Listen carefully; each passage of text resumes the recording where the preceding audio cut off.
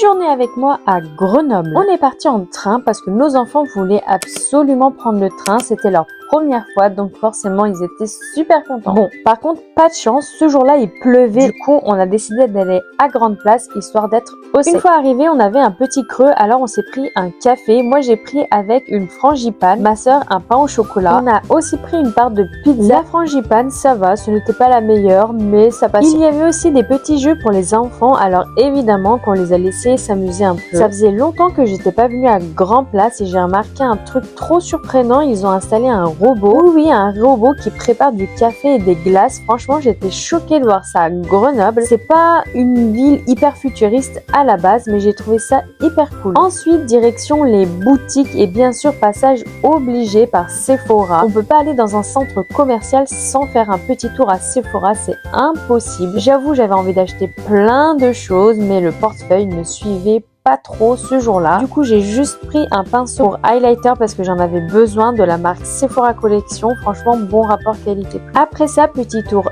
à la Fnac, évidemment. J'y vais tout le temps, j'adore cet endroit. J'étais venue pour acheter le tome 20 de Demon Slayer, mais il n'y était pas.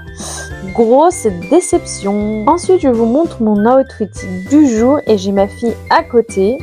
Ensuite, mes sœurs nous ont rejoints. Ensuite, on est allé manger à Gomu, un resto asiatique halal. Franchement, j'étais trop contente de voir ça. Ça fait vraiment plaisir de voir des restaurants halal qui sont pas des tacos ou des kebabs. Comme ça, nous aussi, on peut goûter ce genre de plat. Moi, j'ai pris un burger avec des frites. C'était super bon. Par contre, dans le burger, il y avait un petit goût sucré. Je pense que c'était le pain, mais je ne suis pas sûre. On avait aussi pris des tenders ensemble et pour le coup, les tenders aussi étaient sucrés. Si vous aimez le sucré salé, vous allez adorer cet endroit, mais moi j'avoue c'est pas trop mon truc. Franchement ça va, c'est bon, mais ça va pas être mon endroit préféré. Et ensuite c'était la fin de cette petite journée promenade parce que ma soeur travaillait après. On a donc repris le train, enfin on a essayé, parce que oui, on s'est trompé de train. Le pire, c'est que j'ai fait mes études à Échirolles, donc je connais bien les trajets, mais là, on s'est trompé. En fait, on allait prendre un train qui a été annulé, bien sûr, SNCF. Et du coup, on allait prendre le train d'après, qui était, il me semble, à 17h45. Donc, à 17h45, un train arrive, on regarde pas, on monte